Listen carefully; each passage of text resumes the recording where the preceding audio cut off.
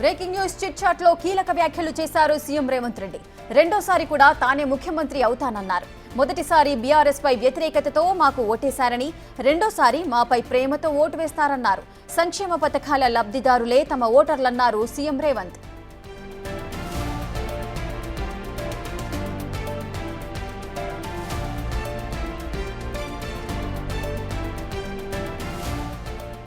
ఇక రెండోసారి కూడా తానే ముఖ్యమంత్రి అవుతానన్నారు సీఎం రేవంత్ రెడ్డి. సీఎం వ్యాఖ్యలకు సంబంధించిన పూర్తి డీటెయిల్స్ మా ప్రతినిధి విజయ్ అందిస్తారు. విజయ్,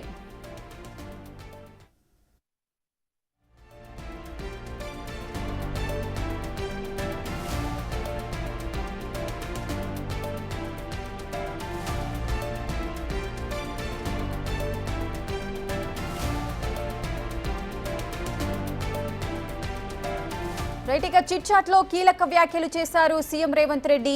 రెండోసారి కూడా తానే ముఖ్యమంత్రి అవుతానన్నారు. అయితే మొదటిసారి బీఆర్ఎస్ పై వ్యతిరేకతతో మాకు ఓటేశారు, ఇక రెండోసారి అయితే మాపై ప్రేమతో ఓటు వేస్తారన్నారు సీఎం రేవంత్ రెడ్డి. సంక్షేమ పథకాల లబ్ధిదారులే తమ ఓటర్లన్నారు. పూర్తి డీటెయిల్స్ మా ప్రతినిధి వాసు అందిస్తారు. వాసు, లేక ముఖ్యమంత్రి రేవంత్ రెడ్డి ఒక కీలక వ్యాఖ్యలు అయితే చేయడం జరిగింది. మండలి సమావేశాలు ముగిసిన తర్వాత కూడా ఆయన వెళ్లిపోతున్న నేపథ్యంలో కూడా మీడియాతో మాట్లాడుతూ కూడా రెండోసారి నేనే ముఖ్యమంత్రిని అవుతానంటూ కూడా ఆయన చెప్పడం జరిగింది. మొదటిసారి బీఆర్ఎస్ పై వ్యతిరేకతతో మాకు ఓటేశారు, కానీ రెండోసారి మాపై ప్రేమతో ఓటు వేస్తారంటూ కూడా ఆయన వ్యాఖ్యానించారు. సంక్షేమ పథకాలు లబ్ధిదారులు మా ఓటర్లు అంటూ కూడా ఆయన వ్యాఖ్యానించారు. నేను పనిని నమ్ముకొని ముందుకు వెళ్తా ఉన్నాను, ఇచ్చినటువంటి ప్రతి హామీని నిలబెట్టుకుంటాను, అయితే స్టేచర్ కాదు స్టేట్ ఫ్యూచర్ నాకు ముఖ్యమంత్రి కూడా ఆయన వ్యాఖ్యానించారు. ఎందుకంటే ఇటీవల కాలంలో కూడా బీఆర్ఎస్ నేతలు సీఎం స్టేచర్ ఎంత అని మాట్లాడుతున్న నేపథ్యంలో కూడా నిన్న ఈ రోజు అంటే రీసెంట్ గా అసెంబ్లీలో కూడా స్టేచర్ పైన వరుసగా బీఆర్ఎస్ నేతలు మాట్లాడిన నేపథ్యంలో కూడా స్టేచర్ కు కాదు స్టేట్ ఫ్యూచర్ నాకు ముఖ్యమంత్రి కూడా ఆయన మాట్లాడిన సందర్భం. ఇక 25 లక్షల పైచిలకు కుటుంబాలకు రుణమాఫీ జరిగిందంటే ఒక్కొక్క కుటుంబంలో 4 సభ్యులుంటే దాదాపు 1 కోటి మందికి రుణమాఫీ ద్వారా నేను లబ్ధి చేకూర్చానంటూ కూడా ఆయన వ్యాఖ్యానించారు. అయితే 1 కోటి మంది మహిళలకు కూడా ఖచ్చితంగా ఇటీవల కాలంలో కూడా చూసాం, మహిళా శక్తికి సంబంధించినటువంటి పథకాన్ని కూడా రూపొందించాం. దీంట్లో భాగంగా 1 కోటి మంది మహిళలకు ఖచ్చితంగా లబ్ధి చేకూరుస్తారంటూ కూడా ఆయన వ్యాఖ్యానించారు. వారంతా ఇప్పుడు మాట్లాడకపోయినా ఓటు మాత్రం మాకే వేస్తారంటూ కూడా వ్యాఖ్యానించారు. గతంలో నేను చెప్పిందే జరిగింది, భవిష్యత్తులో కూడా నేను చెప్పేదే జరుగుతుందని కూడా ఆయన స్పష్టంగా చెప్పారు.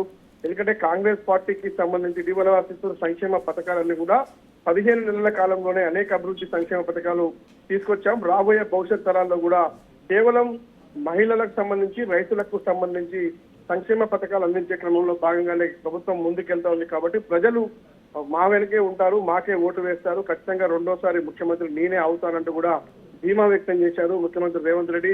ఈ రోజు అసెంబ్లీతో పాటు మరోపక్క మండలిలో కూడా దాదాపు సుదీర్ఘంగా 5 గంటల పాటు అనర్గళంగా కూడా ఆయన వ్యాఖ్యానించారు. ప్రతి విషయాన్ని ప్రతి అంశాన్ని కులాంకుశంగా కూడా చర్చించినటువంటి సందర్భం చూశాం. ఈ రోజు 3 గంటల ఆయన ఇచ్చినటువంటి స్పీచ్ కు సంబంధించి ప్రతి ఒక్కరు కూడా హర్షం వ్యక్తం చేశారు. మంత్రులతో పాటు కాంగ్రెస్ పార్టీ సభ్యులంతా కూడా ముఖ్యమంత్రి మాట్లాడినటువంటి ఈ రోజు వ్యాఖ్యలకు సంబంధించి కూడా ప్రతి ఒక్కరు హర్షం వ్యక్తం చేశారు. చాలా అద్భుతంగా ముఖ్యమంత్రి ఈ రోజు మాట్లాడారంటూ కూడా వాళ్ళంతా కూడా హర్షం వ్యక్తం చేసిన పరిస్థితి కనిపిస్తా ఉంది. ఈ నేపథ్యంలో మండలిలో కూడా ఇదే అంశాన్ని ఆయన రకరకాలుగా మాట్లాడినటువంటి సందర్భం. ఎందుకంటే బీఆర్ఎస్ పార్టీ నేతలు చేసినటువంటి రాజకీయాలు కావచ్చు, వాళ్ళు ప్రజా సమస్యలను పక్కన పెట్టి ఏదైతే 2 సభలను వాకౌట్ చేసిన నేపథ్యానికి సంబంధించి ముఖ్యమంత్రి మండలి సందర్భంలో కూడా బయటకు వచ్చిన తర్వాత ఆయన ఇంటికి వెళ్తున్న నేపథ్యంలో కూడా ఈ కీలక వ్యాఖ్యలు చేశారు. రెండోసారి నేనే ముఖ్యమంత్రి అవుతానంటూ కూడా ఆయన వ్యాఖ్యానించే పరిస్థితి కనిపిస్తా ఉంది. ఇక మొదటిసారి బీఆర్ఎస్ వ్యతిరేకంగా ఓటేస్తే రెండోసారి మాత్రం మాపై ప్రేమతో మా సంక్షేమ పథకాలను చూసి ఖచ్చితంగా ప్రజలు మమ్మల్ని గెలిపిస్తారని ముఖ్యమంత్రి వ్యాఖ్యానించడం మాత్రం సంచలనం కలిగిస్తుంది. ఒక కీలకమైనటువంటి వ్యాఖ్యానం చెప్పాలి. ఎందుకంటే ఇటీవల కాలంలో బీఆర్ఎస్ నేతలు విమర్శలకు ఎత్తుపెట్టారు. ప్రభుత్వం పేలైన అంశాన్ని పదే పదే చెప్తా ఉన్నారు. సోషల్ మీడియాలో పెద్ద ఎత్తున కూడా వాళ్ళు రాద్ధాంతం చేసిన పరిస్థితి కనిపిస్తోంది. కేసీఆర్ అధినేత ఎవరైతే బీఆర్ఎస్ సంబంధించిన అధినేత కూడా మండలికి కానీ ఇటు శాసనసభ కానీ రానటువంటి పక్షంలో కూడా ముఖ్యమంత్రి ఈ రోజు కూడా మాట్లాడారు. సీనియర్ నాయకులైనటువంటి మీరు ఖచ్చితంగా రావాలి, సలహాలు ఇవ్వాలి, సూచనలు ఇవ్వాలనేటువంటి వ్యాఖ్యలు చేశారు. ఈ సందర్భంగా అంటే దాదాపు 5-6 గంటలు అనర్గళంగా మాట్లాడినటువంటి ముఖ్యమంత్రి ఈ రోజు ఈ కీలక వ్యాఖ్యలు చేసేటువంటి సందర్భం ఆ మండలిలో కానీ శాసనసభలో కానీ ఆయన మాట్లాడినటువంటి తీరు కావచ్చు, ఆయన ఈ రోజు వ్యవహరించినటువంటి శైలికి సంబంధించి మాత్రం కాంగ్రెస్ అధికార పార్టీ శ్రేణుల నుంచి మాత్రం ఒక అద్భుతమైనటువంటి వ్యాఖ్యలు ఈ రోజు ముఖ్యమంత్రి చేశాడు. ఒక అద్భుతంగా ఆయన స్పీచ్ ఉందని మాత్రం ప్రస్తుతం అయితే సభ్యులంతా కూడా అసెంబ్లీ ల్యాబీల్లో కూడా మాట్లాడుకోవడం అయితే ఒక చర్చనీయాంశంగా మారింది. Right, thank you Vasu.